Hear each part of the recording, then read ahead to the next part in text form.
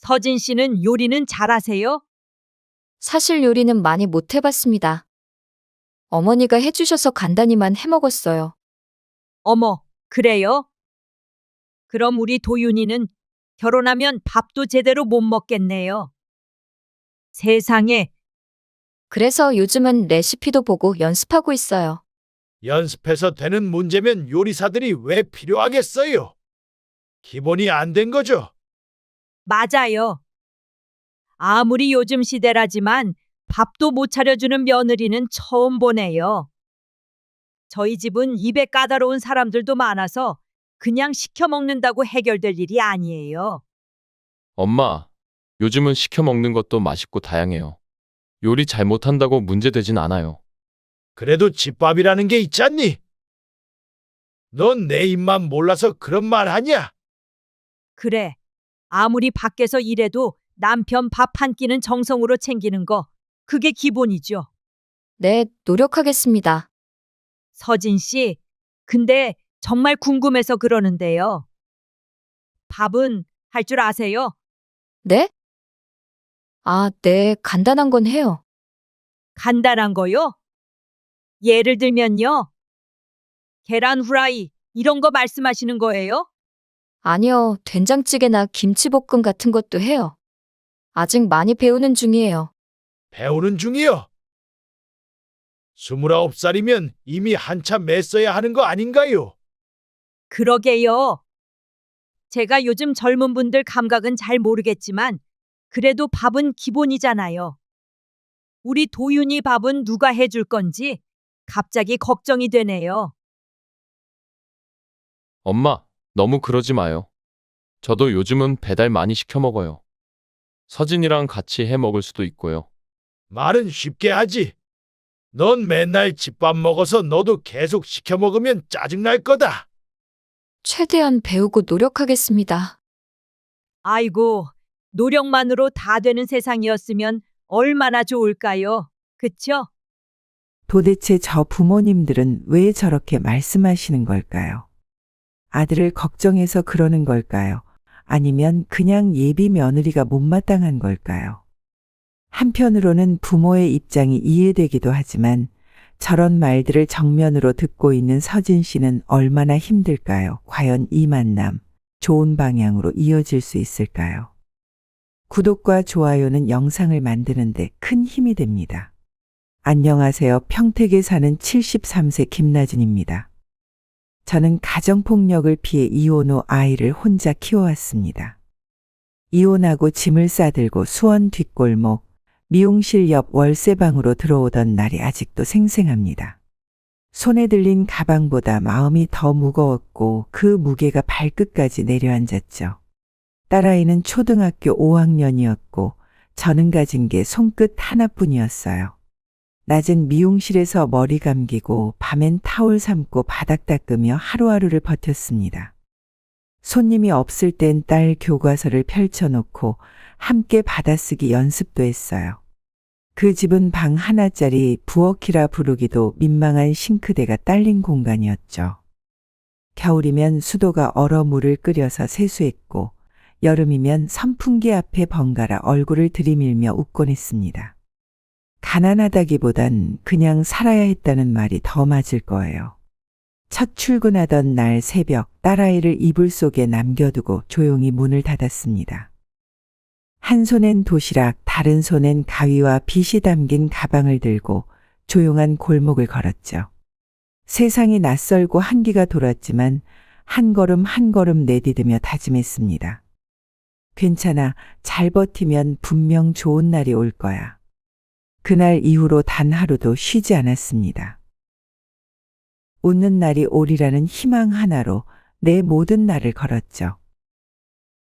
새벽 5시가 되면 자동으로 눈이 떠졌습니다. 알람이 울리기도 전에 몸이 먼저 기억을 했죠.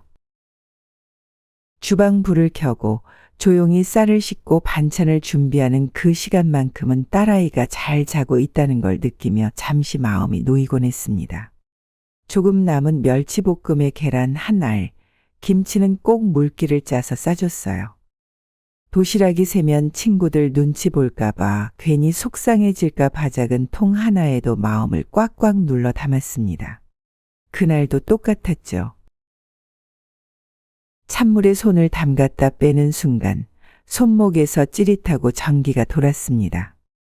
며칠 전부터 시큰거렸는데 그냥 그러려니 했어요. 바쁘게 살다 보면 아픈 것도 있게 되거든요. 근데 그날따라 반찬통 뚜껑을 여는데도 젓가락을 드는 대도 손목이 마음대로 움직여주질 않았습니다. 그래도 도시락은 싸야 했어요. 애 학교에 늦으면 안 되니까, 아침을 굶으면 안 되니까. 김을 얹고 참기름을 뿌릴 때쯤 한숨이 절로 나왔습니다. 피곤해서가 아니라 아프고 서러워서 나오는 한숨이었죠. 딸아이 얼굴은 천사처럼 곤히 자고 있었고 저는 아무렇지 않은 척 도시락 뚜껑을 닫았습니다. 엄마는 괜찮아. 그 말 그땐 하루에도 12번쯤은 마음속으로 되뇌었던 것 같습니다. 하지만 세상 일이 늘 괜찮은 마음만으로 되는 건 아니더군요. 내가 애쓰는 만큼 그 아이가 나를 이해해 주는 건 또 다른 일이었습니다. 그날은 유난히 바람이 차가웠습니다. 작은 꽃무늬 손수건에 김밥을 싸고 보온병에 따뜻한 미역국을 담았죠. 아침 일찍 미용실 청소를 마치고 고무장갑에 밴 물기를 옷자락으로 대충 닦아낸 채 학교 앞까지 걸어갔습니다. 아이 반 아이들이 소풍을 간다고 했거든요. 다들 도시락 싸올 거라고 엄마들이 온다고 하길래 괜히 마음이 조급해졌습니다. 애가 서운해할까봐 친구들 사이에서 초라해 보일까 봐 손목이 욱신거리는데도 참았어요. 학교 담장 앞에 도착했을 땐 멀리서 아이 얼굴이 보였죠. 저는 괜히 웃음이 나서 손을 흔들었는데 아이는 고개를 획 돌리더니 빠른 걸음으로 다가와 조용히 말했습니다. 엄마 오지 마. 창피해. 그 한마디에 보온병이 손에서 미끄러질 뻔했습니다. 작은 소리였지만 귀에 맴돌았고 가슴 한쪽이 덜컥 내려앉았죠. 저는 아무 말도 못하고 그냥 고개만 끄덕였습니다. 이해한다고 말은 못했어요. 사실 잘 모르겠더라고요. 무엇이 창피한 건지, 어떤 모습이 싫었던 건지. 집에 돌아오는 길 김밥이 들어있던 손수건이 유난히 무겁게 느껴졌습니다. 아무것도 아닌 일처럼 넘기려 했지만 그날 이후로 학교 앞은 쉽게 발걸음이 가지 않더군요. 장날이면 아침부터 골목이 분주해졌어요. 상인들은 좌판을 펴고 시장 골목 끝마다 물건을 부르짖는 소리가 들렸죠. 저는 그 틈을 지나 조용히 박스를 모았습니다.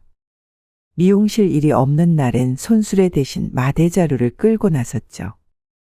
남들 눈에 띄지 않게 조심조심, 너무 많이는 안 쌓이게 묶는 요령도 생겼습니다.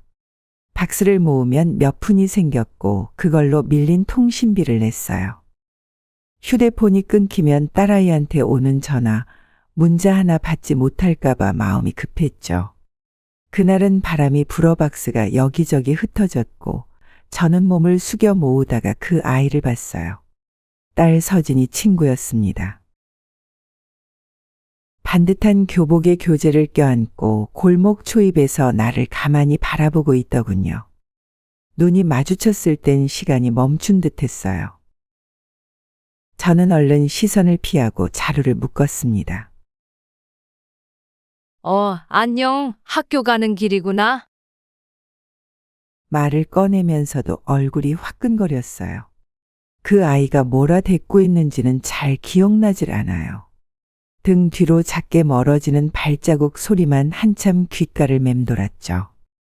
돌아오는 길엔 자루가 더 무겁게 느껴졌어요. 박스 때문이 아니라 마음 때문이었죠. 혹시 서진이 귀에 들어갈까, 속상해할까 걱정이 앞섰습니다. 저는 그냥 살려고 한 일이었는데 그 모습이 그 아이 눈엔 어떻게 비쳤을지 자꾸 생각이 나더군요. 그날 이후론 대낮에 폐지를 줍는 일은 줄였어요. 모녀 사이라는 게 꼭 붙어 있어도 같은 세상에서 살고 있는 건 아니란 걸 그날 처음 알았습니다. 졸업식 하루 전날 서진이가 퉁명스럽게 문을 열고 들어왔어요. 저는 내일 입고 갈 외투를 꺼내고 있었고 애는 가방도 벗기 전에 말했죠. 엄마, 학교 오지 마. 다 알아. 시장에서 폐지 줍는 거 애들 다 알아버렸어. 그 말을 들었을 때 머리를 한 대 얻어맞은 것처럼 가슴이 철렁 내려앉았어요. 무슨 말을 해야 할지 몰랐고 입안이 바짝 말라왔어요. 저는 괜찮다고 아무렇지 않다고 웃으며 넘기려 했지만 아이는 다시 말하더군요. 창피하단 말이야. 제발 그냥 오지 마. 그날 밤 저는 외투를 다시 옷장에 넣었어요. 시계 초침 소리만 또각또각 들리던 새벽, 아무 말 없이 미용실로 나갔습니다. 졸업식이 열릴 시간쯤 저는 빗자루를 들고 바닥을 쓸고 있었어요. 바닥 타일 사이사이에 낀 머리카락을 긁어내다 말고 문득 먼지가 아닌 눈물이 앞을 가리더군요. 한참을 그렇게 멍하니 서 있다가 고무장갑을 벗어 눈가를 훔쳤습니다. 다른 직원들은 아무것도 모른 채 일에만 몰두했고 저는 그게 오히려 다행이라 느껴졌어요. 혼자 울고 싶었거든요. 내 딸이 창피하다고 한 그 말 이해하려고 해도 자꾸 마음 한구석이 시려왔습니다. 자식이니까 더 아프더군요. 내가 뭘 그렇게 잘못했을까 그 생각을 하루 종일 안고 있었습니다. 시간이 흐른 후 대학 졸업식 당일 저는 집에서 조용히 딸아이의 귀가를 기다렸어요. 예전 같았으면 뒤에서라도 몰래 얼굴 한번 보고 싶었을 테지만 이젠 그럴 용기도 없었죠. 서진이는 학사복을 입고 사진 몇 장을 찍고 왔다며 핸드폰을 내밀었어요. 사진 속 아이는 웃고 있었지만 저는 그 웃음 너머로 쌓였던 시간들이 자꾸 떠올라 마음이 먹먹했습니다. 몇 주 뒤엔 출근을 하게 됐다더군요. 서울엔 못 붙었지만 그래도 지방공단 안에 회사의 계약직으로 들어가게 됐다고 했어요.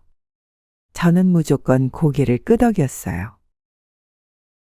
어디든 다행이라고 내가 일할 수 있다는 게 얼마나 고마운 일이냐고 말해주고 싶었거든요.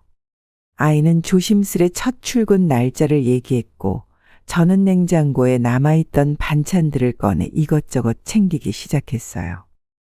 차려진 밥상 앞에 앉은 아이를 한참 바라보다가 문득 그런 말이 입 밖으로 나왔습니다. 넌 나보다 잘 살 거야. 꼭 그렇게 될 거야. 그 말이 내게도 다짐처럼 들렸어요. 저는 미용실 수건을 말리던 내 손, 폐지 자루를 묶던 내 허리, 그런 나날들을 떠올리며 속으로 기도했죠. 그 아이는 그런 엄마의 지난 시간을 뛰어넘어 제 발로 서 있을 거라고. 그렇게 믿고 싶었습니다. 첫 월급 날이라고 하더군요. 서진이가 작은 종이봉투 하나를 꺼내 제 손에 쥐어줬어요. 마지못해 꺼낸 것도 아니고 자랑스럽지도 않게. 그냥 조용히 아주 조심스럽게 내미는 손이었어요. 봉투를 열어보니 3만 원짜리 지폐 10장이 가지런히 접혀 있었죠. 순간 숨이 멎는 줄 알았어요. 숫자로는 얼마 안 되지만 그 안에 담긴 마음이 느껴지니까요. 폐지 주워 휴대폰 요금 내던 그 시절이 떠올랐고 시장 골목에서 고개 숙였던 내 모습이 스쳤습니다. 저는 그저 웃으며 고개를 끄덕였어요. 아무 말도 안 했는데 아이가 조용히 말하더군요. 나도 이제 엄마 도와줄게. 조금씩이라도 진짜야. 그 말이 마음속 깊이 스며들었어요. 아프다는 말 한 번 제대로 못했던 그 시간들이 괜히 울컥했죠. 병원 가라는 말은 안 했지만 그 눈빛에 다 담겨 있었어요. 내가 괜찮다고 넘겼던 날들 그 애는 다 알고 있었던 거예요. 한참을 그러고 있다가 아이 손을 살며시 잡았어요. 마른 손등이 고맙고 따뜻하고 조금은 미안했습니다. 마음이라는 게 참 묘하죠. 어떤 말보다 손끝에서 먼저 전해지는 게 있더군요. 출근을 앞둔 서진이 얼굴이 요 며칠 유독 말이 없었어요. 옷장을 열었다 닫고 손으로 셔츠 소매를 만지작거리다 이불 속으로 들어가곤 했죠. 아무 말은 안 했지만 마음이 쓰이더군요. 그래서 며칠간 모아두었던 돈을 조용히 꺼냈습니다. 병원비 아끼고 반찬값 덜어 모은 돈이었어요. 고작 계약직이지만 사회로 나가는 첫걸음인데 아무 옷이나 입히고 싶지 않았습니다. 시장 옷가게 골목 대신 이번엔 큰 상가로 향했어요. 한참을 돌아다니다 단정한 검은 정장을 하나 골랐습니다. 계산하면서 손이 떨리긴 했지만 후회는 없었어요. 포장을 풀어 딸아이 손에 건넬 때 말이 짧게 나왔습니다. 회사엔 이런 옷 입고 가는 거야. 엄마가 해줄 수 있는 게 이것뿐이더라. 서진이는 말없이 옷을 받았고 다음 날 그 옷을 꺼내 입었죠. 셔츠 깃을 고르고 재킷 단추를 잠그는 아이의 손이 조심스러웠어요. 저는 식탁 옆에 앉아 그 모습을 한참 바라봤어요. 거울 앞에 선 서진이는 어느새 다 큰 어른이 돼 있었고 옷 한 벌에 그렇게 변해 보이기도 하더군요. 그 순간 문득 이런 생각이 들었어요. 내 손으로 이 아이를 여기까지 데려왔구나. 마음 한켠이 따뜻하면서도 아득해졌습니다. 그날은 평소보다 늦게까지 불을 켜두고 딸을 기다렸어요. 첫 회식이라 했으니 얼마나 긴장했을까. 낯선 어른들 틈에서 애가 잘 어울렸을까 걱정이 됐죠. 집안 가득 미역국 냄새가 퍼졌고 저는 작은 상에 반찬을 하나씩 꺼내놓고 있었습니다. 문 열리는 소리가 났을 땐 괜히 반가워서 얼른 자리에서 일어났어요. 아이는 말없이 신발을 벗고 거실로 들어왔고 얼굴엔 피곤함이 잔뜩 묻어 있었죠. 저는 조심스레 물었어요. 밥이라도 좀 먹을래? 미역국 끓여놨다. 그러자 아이가 툭 내뱉듯 말했어요. 엄마랑 밥 먹는 것도 피곤해. 그냥 좀 쉬면 안 돼? 그 말에 저는 손에 들고 있던 숟가락을 조용히 내려놓았어요. 서진이는 방으로 들어가 문을 닫았고 저는 상 위에 그릇들을 멍하니 바라보다가 조심스레 뚜껑을 덮었습니다. 문득 서운함이 밀려왔어요. 그 아이가 오늘 얼마나 힘들었는지 알면서도 나라는 존재가 그 힘듦의 보탬이 되는 게 아니라 부담이 된다는 생각에 마음 한구석이 시려졌습니다. 저는 아무 말 없이 싱크대 앞에 서서 국을 냄비째 부었고 물이 튀어도 고무장갑을 벗지 않았어요. 그렇게 그날은 말 한마디 없이 끝났습니다. 어느 날 딸 서진이가 조심스럽게 말을 꺼냈을 때 저는 그 말이 나올 줄 이미 알고 있었던 것 같아요. 눈빛이 달랐거든요. 퇴근하고도 옷을 단정히 입고 휴대폰을 바라보며 미소 짓는 얼굴에서 뭔가 느껴졌죠. 주말 오후 김이 모락모락 저는 국을 식탁 위에 올려놓고 있을 때였어요. 아이는 두 손을 무릎 위에 모으고 앉아 있더니 조용히 말했어요. 엄마, 나 결혼하고 싶어. 도윤이라는 사람이 있어. 저는 놀라지 않았어요. 오히려 마음속에서 뭔가 가만히 녹아내리는 기분이었죠. 딸이 그 말을 꺼낼 만큼 누군가를 믿고 있다는 게 기특하고 대견했어요. 그래서 아무 말도 하지 않고 조용히 미소만 지었어요. 서진이는 그 눈빛을 읽고 안도하는 것처럼 보였고 곧 도윤이란 남자에 대해 이것저것 설명을 해줬어요. 동갑내기고 가족 건물 관리 일을 돕고 있고 말수는 적지만 책임감은 있다고 했죠. 저는 그 말 하나하나를 가슴에 담아들었어요. 잘 살고 싶다는 아이의 진심이 느껴졌으니까요. 마음 한편으로는 걱정도 됐지만 그 자리에서는 보여주고 싶지 않았습니다. 대신 따뜻한 국을 한술 떠서 아이 앞에 놓으며 말했어요. 그래, 누구든 너를 아껴주는 사람이면 돼. 너만 마음 다치지 않으면 돼. 내가 줄 수 있는 축복은 그거 하나뿐이었어요. 어쩌면 그 순간이 딸아이 인생의 새로운 문턱 앞에서 내가 마지막으로 건넬 수 있는 진심이었는지도 모르겠네요. 토요일 오후였어요. 머리 손님이 조금 밀려서 땀이 송골송골 맺힐 무렵 미용실 유리문이 조심스럽게 열렸어요. 고개를 드니 서진이가 낯선 남자와 함께 서 있더군요. 저는 괜히 허둥지둥 거울을 정리하는 척하며 눈치를 봤어요. 아이는 먼저 다가와 웃으며 말했죠. 엄마, 도윤 씨야. 나랑 진지하게 만나고 있는 사람? 인사드리러 왔어. 저는 손에 끼고 있던 고무장갑을 벗고 마른 손으로 옷자락을 문질러 닦은 뒤에야 겨우 손을 내밀었어요. 도윤이라는 청년은 말이 많지는 않았어요. 고개를 깊이 숙이며 정중하게 인사했고 목소리는 낮고 차분했어요. 말수가 적어서 처음엔 어색했지만 예의는 또렷했죠. 깔끔한 셔츠에 손톱도 짧게 정리돼 있었고 눈빛도 흐트러지지 않았어요. 서진이는 옆에서 자랑스럽다는 듯 그를 바라보고 있었고 저는 속으로 천천히 마음을 내려놓기 시작했어요. 괜찮은 청년이구나, 조용한 사람 좋아한다더니 저런 스타일이었구나 싶었죠. 도윤이는 자신을 이렇게 소개했어요. 지금은 어머니 건물 관리 일 도우면서 배우는 중입니다. 아직 부족하지만 책임감 있게 살아가고 싶어요. 그 말에 저는 작게 고개를 끄덕였어요. 요즘 청년들이 이런 말 하는 걸 잘 못 봤거든요. 미용실 구석 의자에 앉아있던 도윤은 다소곳한 자세로 말없이 서진의 말에 귀를 기울였고 그 모습이 이상하게 낯설지 않게 느껴졌어요. 마음 한쪽에선 이제 내 자식이 정말 누군가와 인생을 나누려 하는구나 실감이 나기도 했습니다. 동시에 내가 한 발 물러나야 할 시간이 다가오고 있음을 조용히 받아들이게 되더군요. 어느 날 오후였어요. 손님도 뜸하고 청소나 마저 하자고 허리를 굽히고 있을 때였죠. 미용실 문이 조용히 열리더니 낯선 어르신 한 분이 들어오셨어요.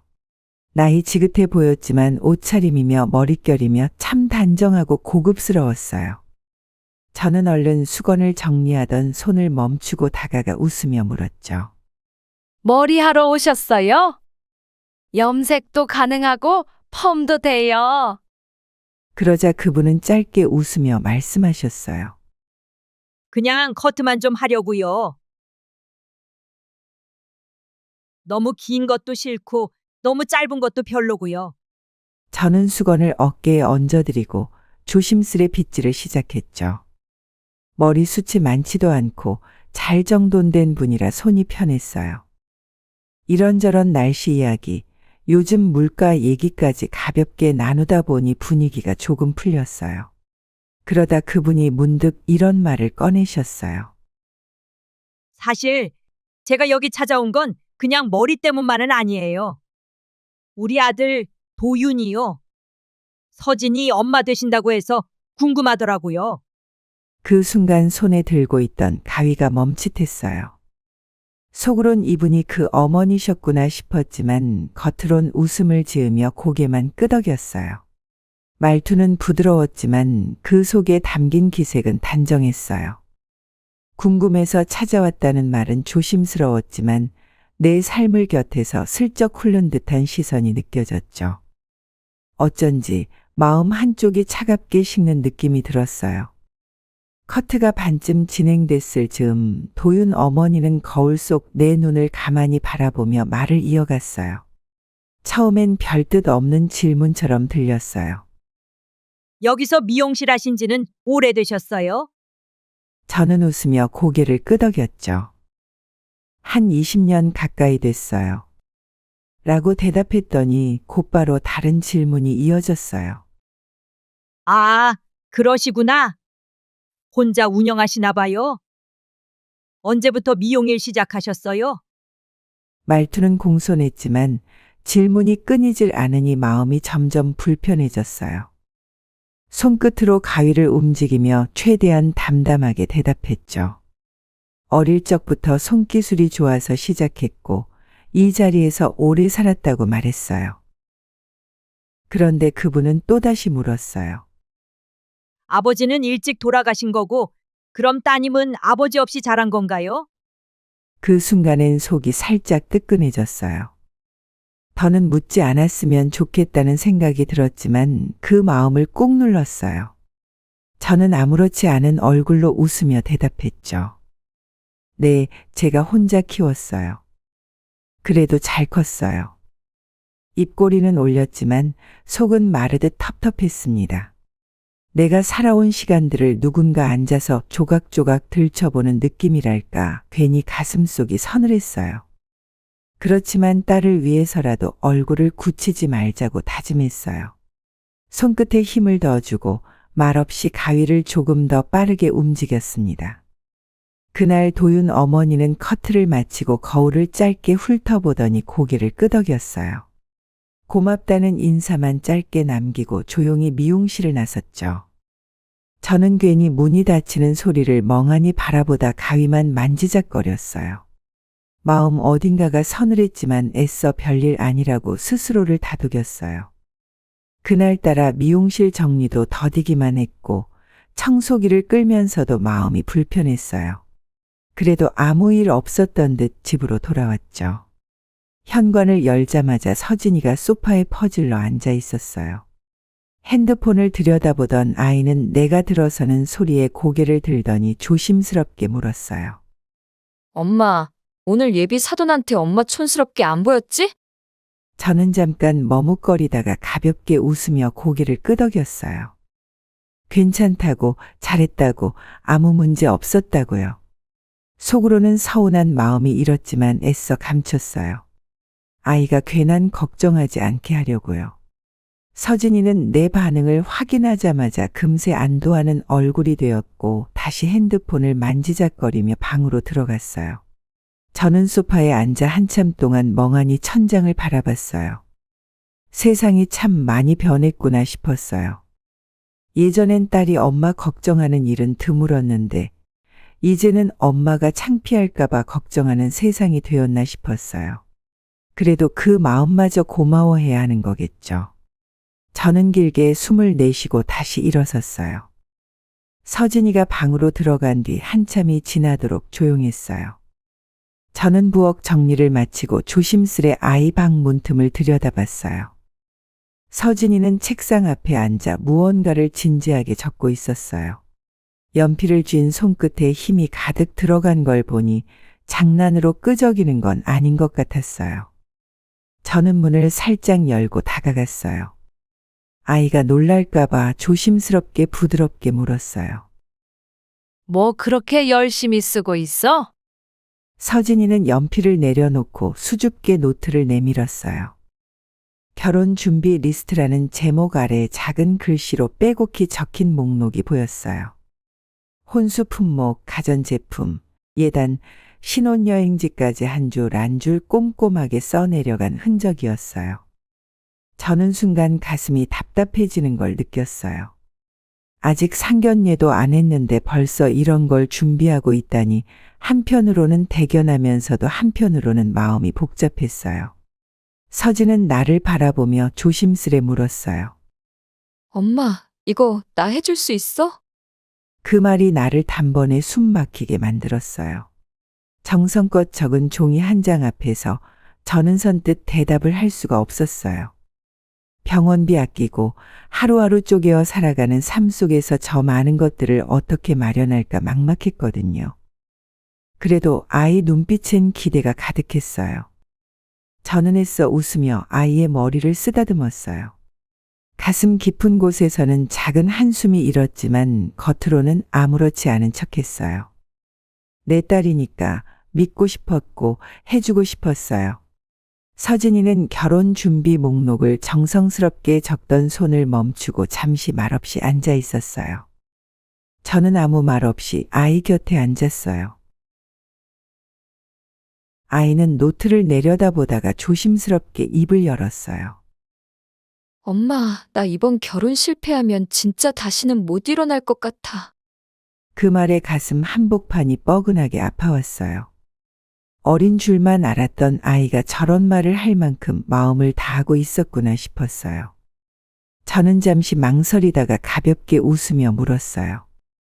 아직 상견례도 안 했는데 벌써부터 이렇게 걱정하냐? 그러자 서진은 고개를 저으며 말했어요. 엄만 그냥 신경 쓰지 마. 저는 다 생각이 있어서 하는 거야. 저는 아이의 등을 조심스레 토닥였어요. 괜히 눈가가 시큰했어요. 그렇게까지 절실하게 매달려야 하는 결혼이라니 마음이 복잡했어요. 아이가 믿고 싶어하는 그 사람을, 그 미래를 나도 함께 믿어야 하는 걸까 고민이 들었지만 결국 아무 말도 하지 못했어요. 아이는 다시 노트를 들여다보며 무언가를 적기 시작했어요. 저는 그 모습이 대견하면서도 서글펐어요. 서진이 웃으며 신혼집 얘기를 꺼낼 때 저는 아무렇지 않은 척 웃었어요. 서진이는 조용히 노트를 덮고 고개를 들었어요. 잠깐 망설이다가 무심한 듯 말하더군요. 신혼집은 아마 오빠네 건물에서 시작할 것 같아. 저는 잠시 아이를 바라봤어요. 아이는 별일 아니라는 듯 다시 펜을 들었고 저는 대답을 하지 않았어요. 말이 길어지면 괜히 분위기만 어색해질까봐 조용히 설거지로 돌아갔어요. 수돗물 소리 사이로 아이의 연필 움직이는 소리가 들렸어요. 서진이는 내 눈치를 보지 않고 말을 덧붙였어요. 관리비만 조금 내면 되고 월세는 거의 없을 거야. 도윤이 쪽에서도 그게 제일 현실적이라고 했어. 저는 고개를 끄덕였어요. 그래, 요즘 세상에 집을 얻는다는 게 쉬운 일은 아니니까. 부모 도움 없이 시작하는 부부도 흔치 않은데 그런 제안이면 나쁠 것도 없다고 생각했어요. 다만 마음 한쪽에 뭐라 말 못할 무게가 조용히 내려앉는 건 어쩔 수 없었어요. 그 집에서 시작한다는 말이 왜 그리 낯설게 들렸는지 모르겠어요. 그래도 저는 괜찮다는 듯 물기를 짜낸 그릇을 식탁에 놓고 의자에 앉았어요. 서진이는 여전히 노트를 들여다보며 작은 글씨로 무언가를 적고 있었어요. 저는 더 묻지 않았고 아이도 더 이상 말하지 않았어요. 그날 저녁은 그렇게 조용히 흘러갔어요. 서랍 정리를 하다 우연히 은행 봉투를 보게 됐어요. 통장 하나가 반쯤 빠져나와 있었고 안에 든 종이를 꺼내보니 적금 해지 내역이 찍혀 있었어요. 서진이가 오래 묵혀두던 통장이었죠. 순간 이상하다 싶어서 아이에게 조심스럽게 물었어요. 너 적금 왜 깼어? 무슨 일 있니? 서진이는 대수롭지 않다는 듯 말했어요. 그냥 곧 좀 큰 돈이 들어갈 것 같아서 미리 준비해두는 거야. 저는 말끝을 흐리는 그 말투가 마음에 걸렸어요. 언젠가부터 아이가 중요한 얘기를 먼저 털어놓지 않는다는 생각이 들었죠. 그냥 넘기지 못하고 다시 물었어요. 큰 돈이라니. 뭐 때문에? 왜 그래? 숨기지 말고 얘기해봐. 그제야 아이가 입술을 깨물며 천천히 말했어요. 도윤이네 쪽에서 공짜로 들어오는 것처럼 보이는 건 좀 그렇다고 했대. 신혼집 보증금은 우리 쪽에서 내는 게 좋지 않겠냐고 해서 내가 조금씩 마련해 두려는 거야. 저는 잠깐 말이 없었어요. 계산처럼 들리는 말이 낯설었고 마음속 어딘가가 서늘해지는 느낌이 있었어요. 아이는 괜찮다고 이미 정리된 얘기라고 했지만 내 표정이 쉽게 펴지진 않았어요. 그래도 서진이는 내 눈을 피하지 않았고 저는 더 묻지 않기로 했어요. 그날 이후로 마음에 조용한 질문 하나가 생겼어요. 이 결혼 누구를 위한 걸까? 늦은 밤 혼자 거실에 앉아 있으니 생각이 길어졌습니다. 괜찮다고 넘겼던 말투나 표정 하나하나가 자꾸 마음을 건드렸습니다. 결국 핸드폰을 들고 제 동생에게 전화를 걸었습니다. 한참 안부를 나누다 조심스레 말을 꺼냈습니다. 나 요즘 서진이 보면 가끔 이런 생각이 들어. 우리 딸이 뭔가 변한 것 같아. 동생은 조용히 듣다가 천천히 물었습니다. 왜? 어떤 게 그렇게 느껴져? 저는 마음속에 담아뒀던 걸 하나씩 꺼냈습니다. 도윤이네 앞에서는 괜히 제 눈치를 보는 것 같고, 예전엔 그냥 흘려듣던 말에도 신경을 곤두세우고 저랑 이야기할 때조차 조심스러워진 모습이 자꾸 눈에 밟힌다고 했습니다. 예전엔 뭐든 저한테 먼저 얘기했는데 요즘은 말하기 전에 꼭 한번 머릿속으로 정리하고 나오는 얼굴이야. 그게 낯설어. 동생은 한동안 가만히 있다가 조용히 말했습니다. 그런 게 더 마음 아프지. 언니가 느낀 거면 분명 이유가 있는 거야. 그 말이 오래도록 귓가에 남았습니다. 그날은 이상하리만치 조용한 아침이었어요. 따뜻한 차를 마시며 창밖을 멍하니 바라보고 있었는데 갑자기 현관문이 쾅 하고 열리더니 딸이 숨을 헐떡이며 들어왔어요. 얼굴이 창백했고 눈빛엔 불안이 가득했죠. 엄마, 지금 도윤이 때문에 큰일 났어. 급하게 2,500만 원만 도와줄 수 있어? 무슨 소리야? 갑자기 무슨 돈이야? 상가 하나가 빠졌는데 지금 보증금 다시 주려면 그 돈이 필요해. 2,500만 원만 있으면 된대. 다음 상가만 맞춰지면 바로 갚을 수 있어. 그게 그렇게 급한 일이야? 너 그 사람 말만 믿고 그러는 거야? 엄마, 나도 망설였어. 근데 진짜야. 이 기회 놓치면 안 된대. 그리고 엄마가 도와주면 진짜 곧바로 갚는다고 약속했어. 그 말을 듣는데 가슴이 묵직해졌어요. 그 돈은 제가 몇 년에 걸쳐 차곡차곡 모은 노후 자금이었고 쉽게 꺼낼 생각은 단 한 번도 없었죠.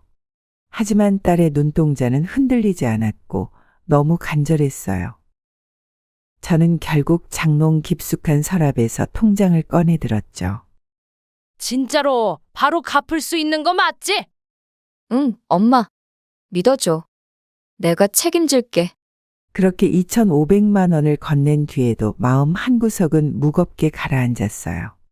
손끝이 저릴 만큼 불안했어요. 딸은 도윤이를 믿었고 저는 그런 딸을 믿은 거였죠. 하지만 그날 이후 그 불안은 조금씩 아주 천천히 현실로 다가오기 시작했습니다. 그날은 유난히 딸의 표정이 가라앉아 있었어요. 무슨 일이냐고 물어도 고개만 젓고 대답을 피하더군요. 조용히 식탁에 앉아 밥을 먹는 모습이 낯설 만큼 조심스러워 보여서 저는 일부러 아무 말 하지 않았어요. 며칠이 지나고 나서야 딸이 조심스럽게 꺼냈어요. 얼마 전 도윤이에게 결혼 이야기를 꺼냈다고요. 서로 믿고 있는 사이라면 이제는 방향을 정해야 할 때 아니냐고 물었더니 도윤이는 조금만 기다려달라 고 했대요.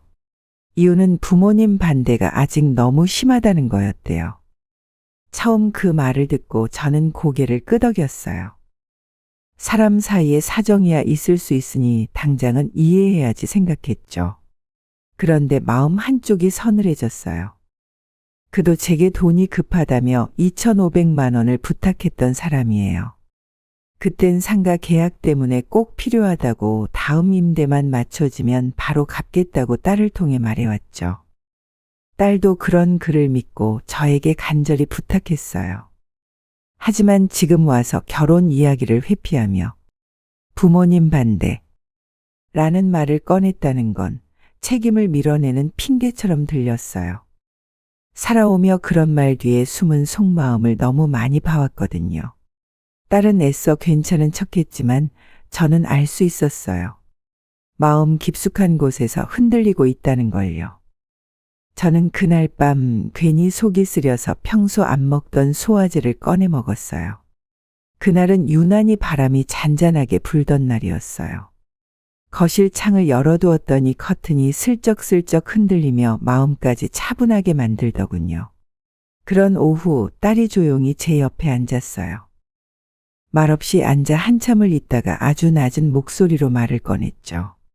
엄마, 나 도윤이한테 같이 부모님 뵈러 가자고 했어. 그냥 이렇게 기다리기만 하면 안 될 것 같아서. 저는 순간 놀랐어요.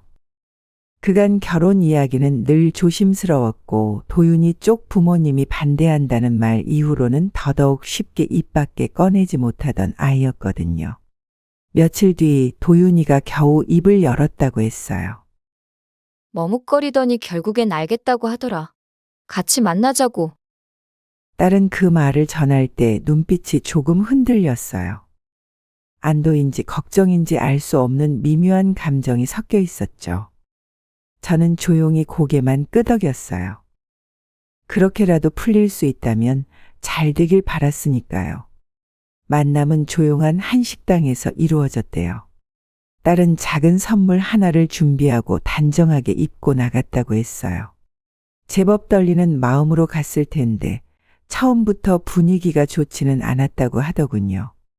도윤이 어머니는 음식도 나오기 전에 딸을 향해 날선 말을 꺼냈다고 했어요. 집에서 가정교육은 어떻게 받았나? 그 말에 딸은 당황했지만 억지로 미소를 지으며 상황을 넘기려 했대요.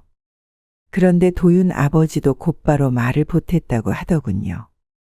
우리 도윤이는 곱게 자랐어요. 아무하고나 엮이게 할 순 없지. 딸은 그 자리에 앉아 아무 말도 못했다고 했어요. 그 앞에서 입을 꼭 다물고 눈물만 삼켰다고요. 무엇보다 더 괴로웠던 건 옆에 앉아있던 도윤이 아무 말도 하지 않았다는 거였어요. 그냥 고개만 숙이고 있었어. 아무 말도 변호도 없었어. 그날 집에 돌아온 딸은 저녁도 먹지 않고 곧장 방으로 들어갔어요. 평소 같았으면 억지로라도 웃으며 괜찮다고 했을 텐데 그날은 문을 닫고 이불 속으로 들어가더니 한참 후에 흐느끼는 소리가 들리기 시작했어요. 조용히 문 앞에 앉아 마음속으로 수백 번을 불렀지만 저는 그저 조용히 앉아 있었어요. 그 눈물의 무게가 얼마나 깊을지 알기에 함부로 위로할 수 없었거든요. 딸은 그날 이후에도 그 일에 대해 많은 말을 하지 않았어요. 다만 며칠 후 조심스럽게 이렇게 말하더군요. 엄마, 난 그냥 나를 봐주는 사람인 줄 알았어. 그 말 한마디에 제 마음도 덜컥 주저앉았어요. 그렇게까지 믿었기에 그 자리에 갔을 테고 그런 사람일 거라 기대했기에 더 아팠겠죠. 저는 다짐했어요. 더는 이 아이를 스스로 무너지게 두지 않겠다고요. 저녁을 준비하며 부엌에 서 있는데 딸이 조용히 들어오더군요. 손에 낡은 봉투 하나를 들고 있었고 얼굴은 어딘가 복잡한 표정이었어요. 말없이 제 옆에 와서 자리에 앉더니 한참을 멍하니 있다가 천천히 말을 꺼냈어요. 도윤이가 돈 갚았어. 오늘. 그 한마디에 저도 모르게 칼을 내려놓고 그녀를 바라봤어요. 솔직히 저는 그 돈 이미 마음에서 지웠어요. 한 번 건넨 돈은 돌려받지 못한다는 각오도 했고 무리하게 달라고 말할 생각도 없었죠. 그저 딸이 상처만 덜 받았으면 하는 마음뿐이었어요. 딸은 이어서 말했어요. 돈 주면서 그러더라. 우리 부모님 진심은 나쁜 분들이 아니야. 마음을 열고 보면 따뜻한 분들이야. 그렇게 말했어. 그 말을 듣는데 가슴이 묘하게 쿡 찔리더군요. 따뜻하단 말, 마음을 열면 다르다는 말. 그건 제가 수십 년간 살아오며 수도 없이 들어온 말이었어요. 하지만 그 말은 결국 상처를 받은 사람에게만 요구되는 인내였고 참고 받아들이라는 말에 불과했죠. 딸은 그런 말을 듣고도 고개만 끄덕였대요. 말은 안 했지만 저는 알겠더군요. 얼마나 혼란스러웠을지. 자신이 사랑한 사람에게 그 말을 들으면서도 부모에게 상처받은 기억이 그대로 살아있다는 게 얼마나 괴로웠을지. 저는 그런 딸을 바라보며 조용히 국을 떠서 식탁에 올렸어요. 그래, 잘 받았네. 근데 그걸로 다 끝난 건 아니지. 딸은 아무 대답도 하지 않았어요. 대신 국을 한 숟갈 떠먹더니 조용히 고개를 숙였어요. 오랜만에 먹는 따뜻한 밥이었을 텐데 그 온기가 마음까지 전해졌을지는 모르겠어요.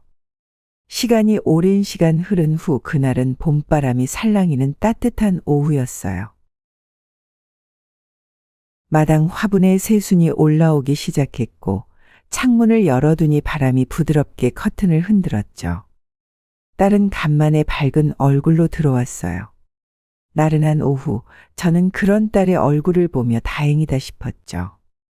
그날 저녁 딸이 조심스레 입을 열었어요. 엄마, 도윤이 이번에 상가 하나 더 계약하려고 하는데 보증금이 조금 모자라대. 저는 잠시 숟가락을 멈췄어요. 어디선가 낯익은 말이었죠. 지난번에도 그렇게 급하게 돈이 필요하다고 했었고 다행히 몇 달 뒤 정말로 갚았어요.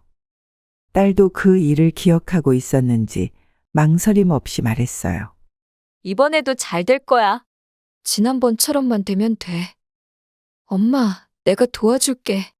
이번엔 금액이 5천만 원이라고 했어요.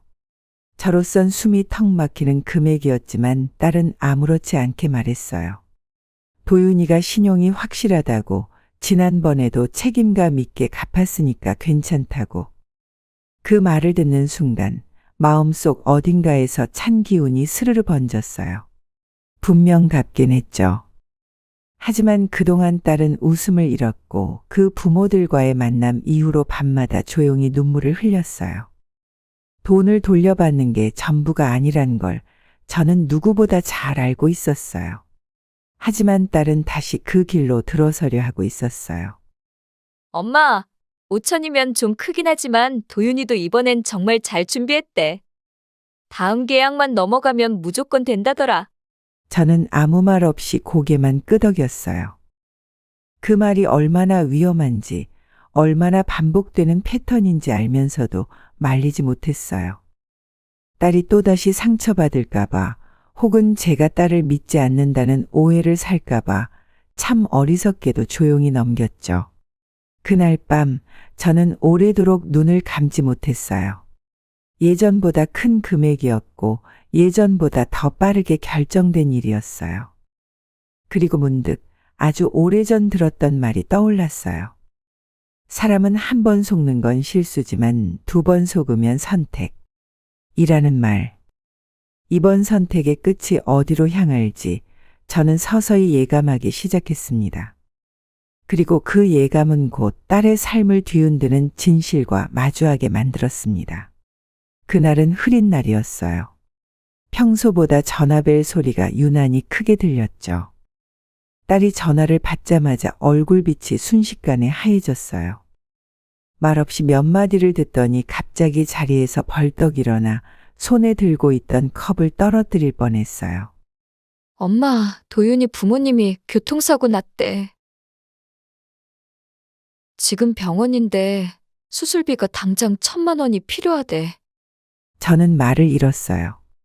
아는 얼굴은 아니지만 그래도 사고라니, 사람 생명이 걸린 문제라니. 딸은 이미 마음이 움직인 상태였어요.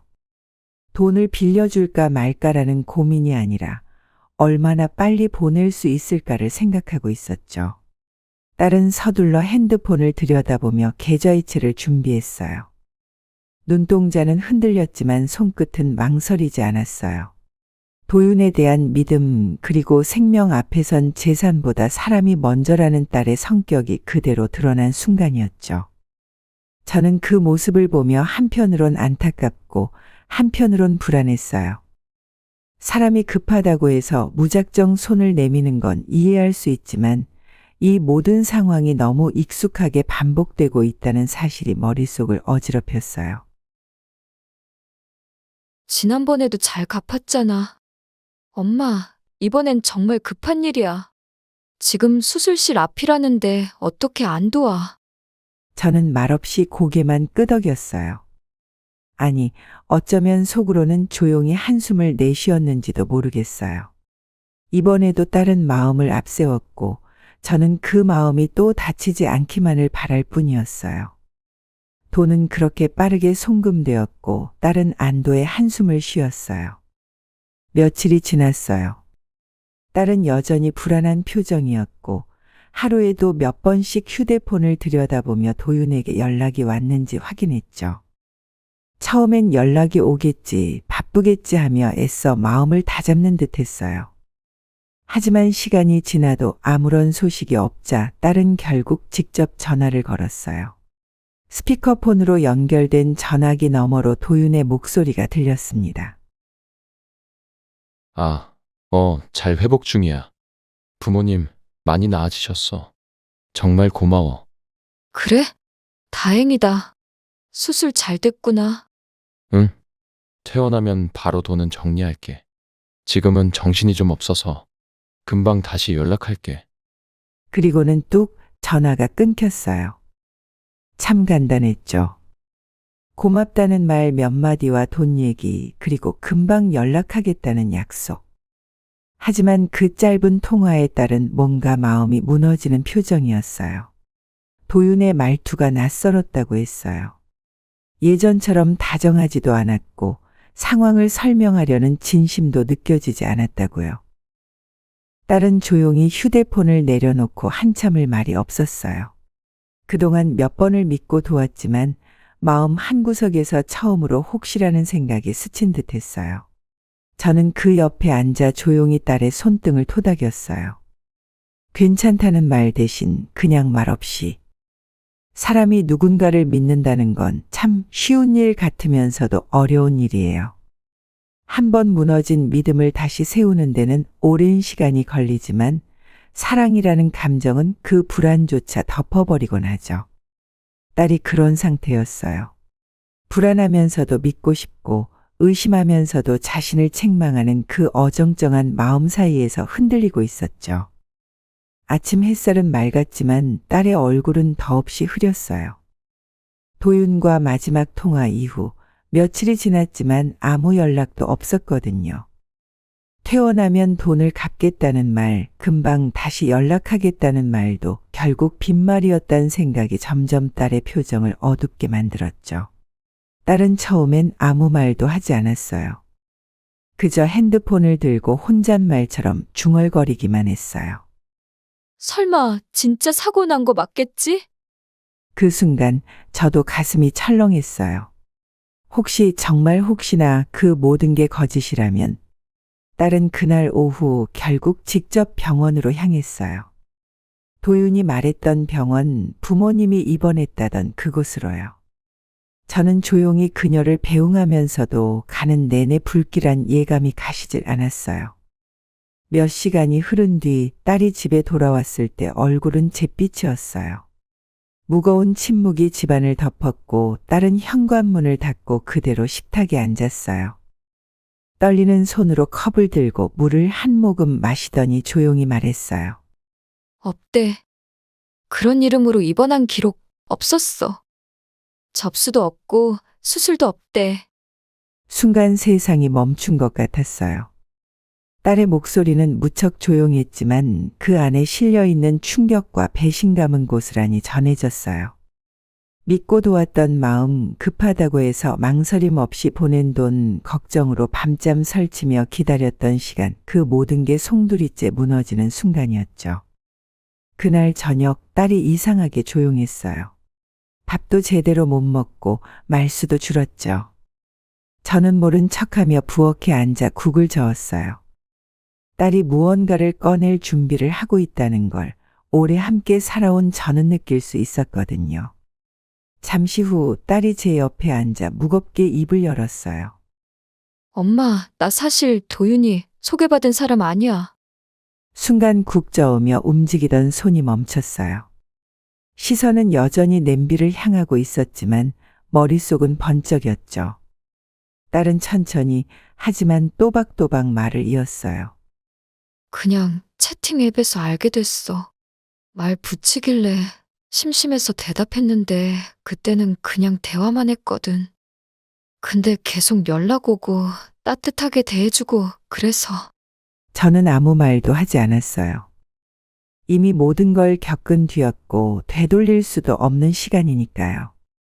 순간 지난 날들이 머릿속을 스쳐 지나갔어요.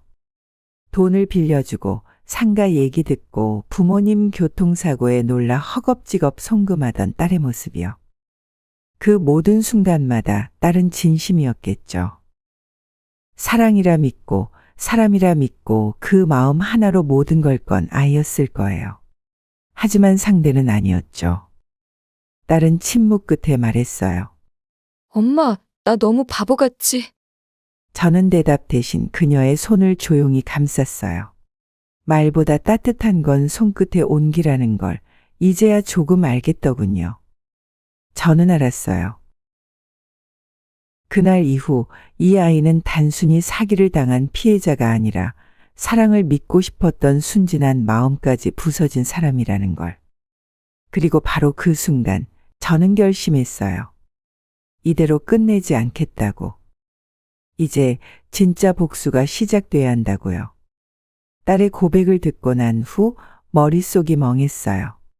채팅 앱이라니. 처음엔 소개받았다고 했잖아. 그 말 하나를 믿고 저는 그래도 괜찮은 사람인가 보다 했어요. 하지만 모든 게 거짓이었다는 생각이 드는 순간 머릿속에서 쿵 하고 무너지는 소리가 들렸어요. 저는 조용히 물었죠. 그럼 그때 만났던 도윤이 부모님은? 너랑 식당에서 얼굴 맞대고 가정교육이 어쩌니 하셨던 그 사람들은 대체 뭐니? 딸은 말없이 눈만 깜빡였어요. 순간 눈동자가 흔들렸죠. 나도 몰라. 부모님이라고 소개해서 나도 그냥 믿었어. 저는 숨을 삼켰어요. 그날 식당에서 멀쩡한 중년 부부처럼 앉아있던 사람들이 연기자였단 말인가. 누군가의 부모인 척 앉아 우리 딸을 무너뜨릴 말을 서슴없이 뱉고 나간 사람들. 처음엔 그저 허탈했어요. 그런데 시간이 지날수록 속이 끓어올랐어요.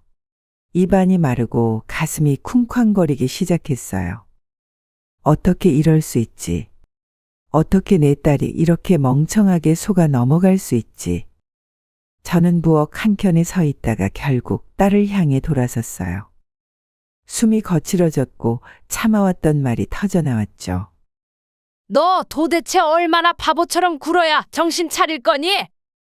채팅앱에서 만난 남자를 그걸 부모라고 속인 사람을 그렇게 믿었어?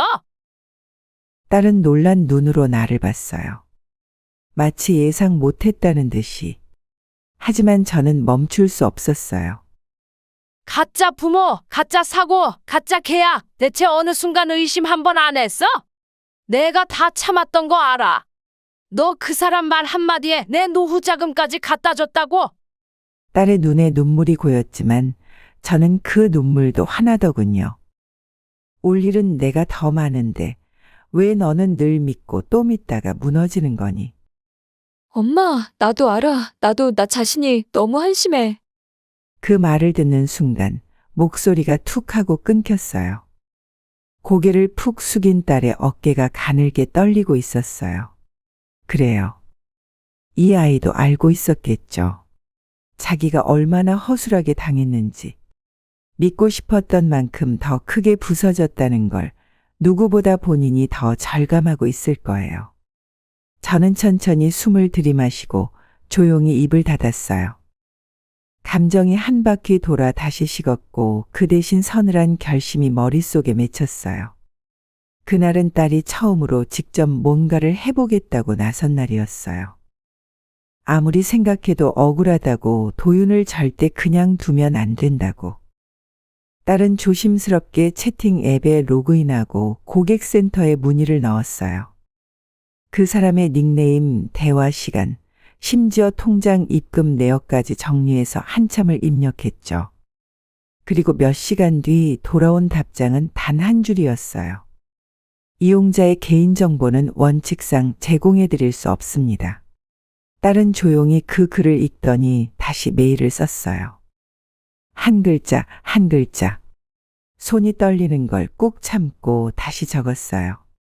저 사기당했어요. 부탁이에요. 이 사람 신상이라도 알려주세요. 신고라도 하게요. 하지만 돌아온 답변은 똑같았어요. 이용자 사생활 보호를 위해 형사처분 요청이 아닌 이상 응할 수 없습니다. 그 문장을 읽은 딸은 그 자리에 주저앉았어요. 노트북 앞에서 말없이 숨만 쉬고 있는데 그 어깨가 아주 천천히 무너져 내리는 게 보였어요. 마치 마지막 기대마저 짓밟힌 사람처럼요. 저는 아무 말도 하지 못했어요. 이 나라의 시스템, 법, 사람 무엇 하나도 이 아이 편이 아니라는 사실이 너무 뼈저리게 느껴졌거든요. 엄마, 나 그냥 바보였던 거야.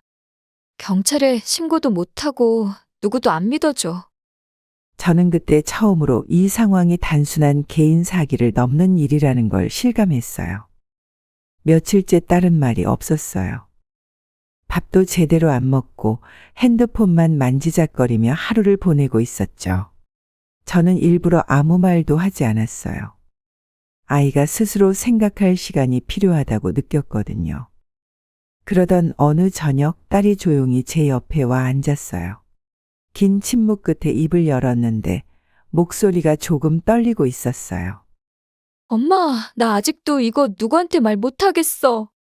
채팅앱에서 남자 만나다가 사기당했다고 말하는 게 너무 쪽팔려. 저는 아무 말도 하지 않았어요.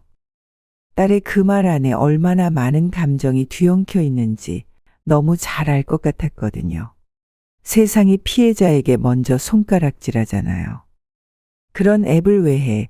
왜 돈을 줘? 눈치도 없냐? 그 말들이 딸의 입을 막고 있는 거예요. 근데 그냥 이렇게 끝내긴 싫어. 지금은 연락 안 오지만 언젠간 또 연락할 거야. 또 돈이 필요하다면서. 그때 잡을 거야. 증거도 다 남기고. 덜미 잡을 거야. 내가. 말끝이 조금씩 굳어지고 있었어요. 평소엔 잘 울던 아이가 이번만큼은 눈물을 삼키고 있었죠. 자존심이 무너지고 사람에 대한 신뢰가 부서진 채 마지막 남은 자존감으로 버티고 있는 모습이었어요. 그날은 평소보다 유난히 조용한 오후였어요. 딸은 거실 소파에 앉아 멍하니 창밖을 보고 있었고 저는 조용히 국을 데우고 있었죠. 그러다 딸의 휴대폰이 울렸어요. 화면을 보던 딸의 표정이 굳어졌어요. 그리고 천천히 일어나 저를 바라봤어요. 엄마, 도윤이야. 다시 연락 왔어. 그 말 한마디에 공기마저 멈춘 것 같았어요. 수십 번을 기다렸던 연락인데 막상 오니까 이상하게 가슴이 답답했죠. 딸은 화면을 한참 바라보다가 조용히 말했어요. 이번엔 절대 그냥 당하지 않을 거야. 어떻게든 제대로 된 이름이라도 알아올게. 주민번호든 계좌, 실명이라도. 그 말에 저는 아무 말도 하지 못했어요. 대신 조용히 고개를 끄덕였죠. 이 아이가 얼마나 억울했는지, 얼마나 부끄럽고 화가 났는지 이젠 말하지 않아도 느껴졌거든요. 딸은 상의를 챙겨 입고 나갔고 저는 문 앞에 서서 멀어져 가는 뒷모습을 오래 바라봤어요. 그동안 이 아이는 사랑을 믿었고 거짓을 받아들였고 믿었던 사람에게 끝내 부서졌어요. 하지만 오늘은 달랐어요. 이제는 피해자가 아니라 진실을 끄집어내려는 사람의 눈빛이었어요. 딸이 다시 집을 나선 지 2시간이 지나고 있었어요. 마음은 불안했지만 저는 일부러 핸드폰을 들여다보지 않았어요. 이젠 이 아이를 믿기로 했거든요. 그리고 밤 9시쯤 현관문이 조용히 열렸어요. 딸은 숨죽인 표정으로 들어와 천천히 가방을 내려놓았고 그대로 제 옆에 앉았어요. 아무 말 없이 한참을 앉아있더니 조용히 입을 열었죠. 엄마, 나 알아냈어. 저는 고개를 돌려 딸을 바라봤어요. 딸은 그제야 긴장을 풀며 숨을 내쉬더군요. 밥 먹다가 도윤이 잠깐 화장실 갔거든. 그 사이에 핸드폰 잠금 풀려 있길래 쿠팡 앱 들어가 봤어. 배송지 정보의 이름이랑 주소 뜨더라고. 그 말에 저는 심장이 내려앉는 것 같았어요. 그토록 잡으려 했던 도윤의 진짜 이름과 실제 주소. 그걸 내 아이가 해냈어요. 그동안 울고만 있던 아이가. 세상이 무너졌다고 숨어만 있던 아이가. 이젠 스스로 싸우기 시작한 거예요. 딸은 핸드폰을 꺼내 쿠팡 앱에서 캡처한 화면을 보여줬어요. 분명한 실명과 주소, 계좌 정보까지. 딸은 그걸 차분히 백업했고 도윤이 돌아오기 전 아무 일도 없던 척 핸드폰을 탁자에 올려놨다고 했어요. 아직도 아무것도 모를 거야. 다음 연락 오면 통장 빌미로 유도할 거야. 계좌 인증 서류 받아낼 수 있거든. 딸이 도윤의 이름과 주소를 알아낸 날, 내 안의 불안이 확신으로 바뀌었어요. 이제는 숨기거나 미뤄둘 이유가 없었죠. 그래서 조심스럽게 말을 꺼냈어요. 서진아, 우리 그냥 경찰에 가자. 이제는 그 사람을 혼내주는 게 아니라 벌을 받게 해야 해. 딸은 내 말을 듣고 고개를 절레절레 흔들었어요. 엄마, 주변에도 그런 거 신고해봤자 경찰이 연애 문제라며 무시했다더라. 나도 똑같이 취급당할 거야. 그건 내가 직접 겪은 게 아니잖아. 겪어보지도 않고 포기부터 하는 거 그게 더 억울하지 않니? 그래도 무서워. 혹시 나만 이상한 사람 되는 거 아닐까봐 내가 그런 애 판 것도 창피하고. 딸의 눈빛은 흔들리고 있었어요. 사랑에 속은 부끄러움, 사회의 시선에 대한 공포, 그 모든 게 얽혀 있는 눈빛이었죠.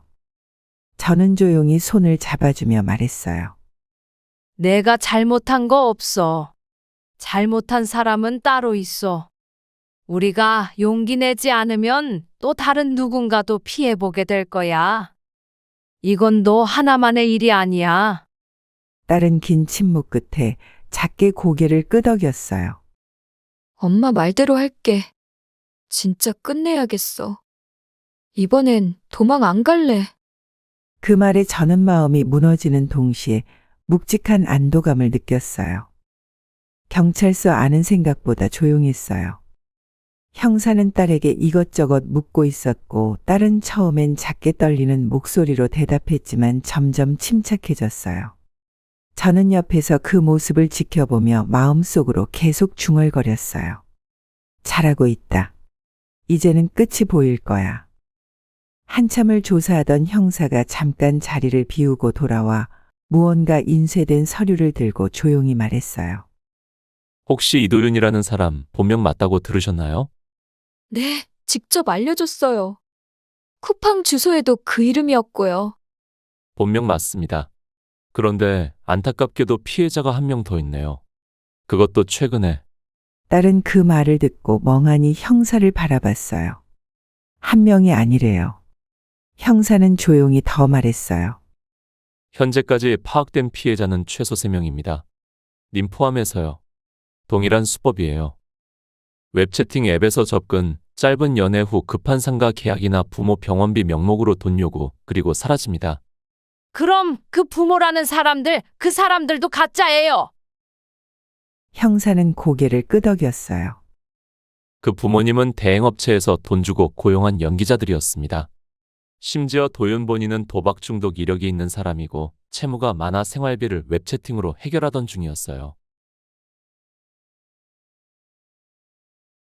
딸은 그 자리에 얼어붙은 듯 앉아 있었어요. 숨도 쉬지 못하는 얼굴로 한참을 말없이 있었죠. 저는 조용히 손을 뻗어 그 아이 손을 감쌌어요. 아이 손은 얼음처럼 식어 있었어요. 재판정 안은 숨소리조차 들리지 않을 만큼 조용했습니다. 저는 딸과 나란히 앉아 피고인석을 바라보고 있었습니다. 거기 서 있는 그 남자는 더 이상 제가 알던 청년이 아니었습니다. 잘 차려입은 양복조차 그 사람의 초라함을 가리지 못했고 눈빛은 반성보단 들킨 자의 불쾌함과 무력감이 엉켜 있었습니다. 딸은 그런 그 남자를 말없이 바라보고 있었습니다. 흔들리지도 고개를 숙이지도 않았고 지난 몇 달 동안 무너졌던 사람이라고는 믿기지 않을 정도로 담담했습니다. 그 아이는 이제 피해자가 아니라 스스로 진실을 끄집어내고 견뎌낸 사람이 되어 있었습니다. 마침내 판사님의 목소리가 울려 퍼졌습니다. 피고 이도윤을 사기죄로 징역 3년형에 처한다. 그 순간 딸은 고개를 들고 조용히 숨을 내쉬었습니다. 엄마, 이제 정말 끝났어요. 저는 아무 말도 하지 않았습니다. 이 아이가 여기까지 오기까지 얼마나 많은 눈물을 삼켰는지, 스스로 얼마나 미워했는지 너무 잘 알았기에 굳이 말을 덧붙이지 않아도 되었기 때문입니다. 우리는 조용히 자리에서 일어나 법정을 나왔습니다. 재판이 끝난 후 우리는 형사 사건과 별도로 민사소송도 함께 진행했습니다. 딸이 도윤에게 빌려준 총 6천만 원 돌려받을 수 있을 거라 믿고 서류를 제출했고 판결도 우리 쪽 손을 들어주었습니다. 하지만 기대와 달리 그 사람은 아무런 재산도 남아있지 않았습니다. 통장엔 잔액이 없었고 부동산도 없었고 심지어 휴대폰도 대포폰이었습니다.